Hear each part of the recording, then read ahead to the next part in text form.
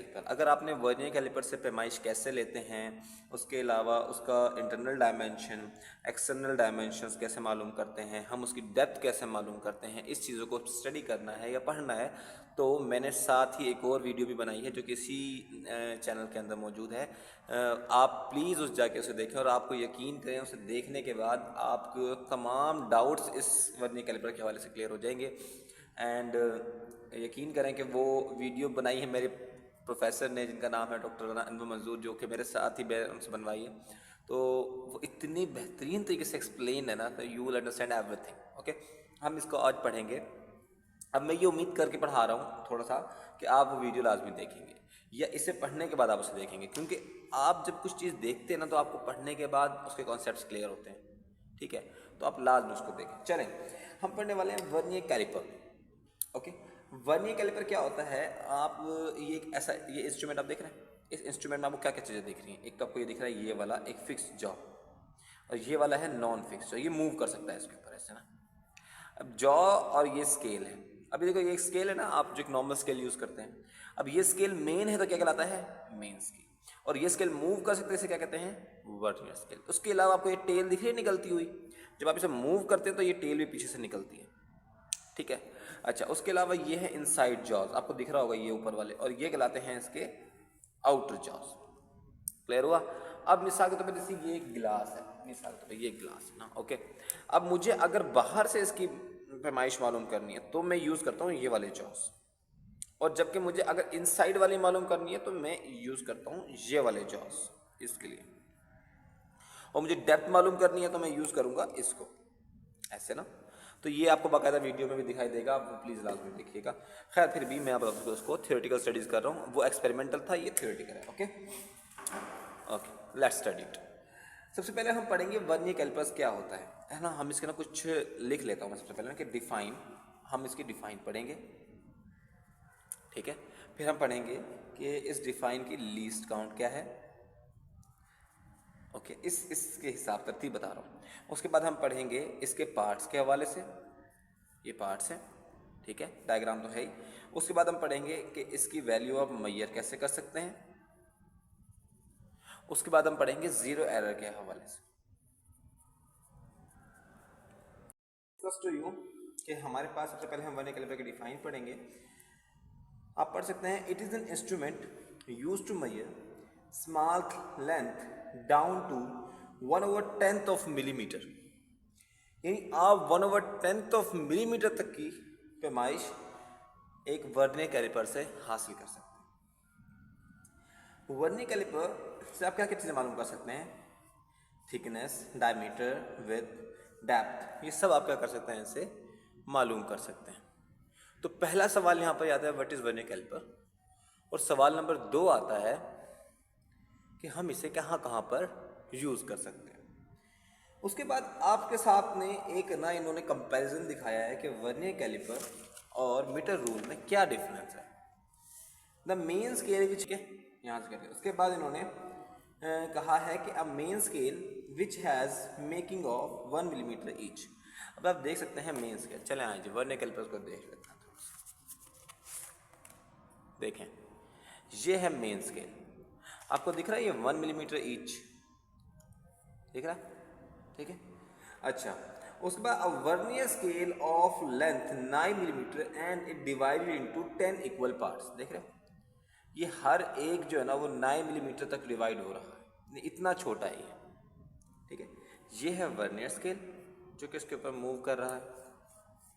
ठीक है, और ये कितने क्या कहा इन्होंने, इसकी जो लेंथ है वो 9 मिलीमीटर तक डिवाइड हो रही है, 10 इक्वल पार्ट्स हैं। ओके, 10 इक्वल पार्ट 0 से लेकर 10 तक, और हर एक 9 मिलीमीटर तक डिवाइड हो सकता है। ओके, और उसके बाद उसने कहा है जो मेन स्केल है ये मार्क है 1 मिलीमीटर ईच। ये आपको देखो 1 मिलीमीटर ईच, ठीक है, बात समझ में आई है? अच्छा, और the least count of a vernier calliper is the difference between 1 main scale division and 1 vernier scale division. ये एक लीस्ट काउंट की अलग डिफाइन भी है, आप वो डिफाइन भी लिख सकते हैं प्रीवियस भी, और ये भी लिख सकते हैं कि आप यहाँ पे कह सकते हैं कि लीस्ट काउंट जो है वो वर्नियर कैलिपर का, उसमें डिफरेंस है 1 main scale division and the 1 vernier scale division. अब मैंने वो क्या बताया था कि मेन स्केल पे 1, और वर्नियर स्केल पे 0.9 मिलीमीटर, ठीक है। जब दोनों को माइनस किया तो कितना आया, 0.1 मिलीमीटर। यही है इसकी लीस्ट डिफरेंस, लीस्ट वैल्यू जो ये मालूम कर सकता है, ठीक है। उसके बाद आपके सामने दिया गया है यहाँ पर ये पैराग्राफ, इसमें को बताया गया है तो देयर आर 2 जॉज हैं, ये जॉज कहलाते हैं, ठीक है, ये ए और ये B. Measure external dimension of an object, ये इसकी एक्सटर्नल डायमेंशन निकालता है, जैसे कि मैंने बताया था, ये देखें ये एक्सटर्नल डायमेंशन निकालता है। उसके बाद लिखा हुआ where C and D are use to measure the internal dimension, ये देखिए ये इसकी इंटरनल डायमेंशन निकालने के, समझ आ रही है, इंटरनल डायमेंशन।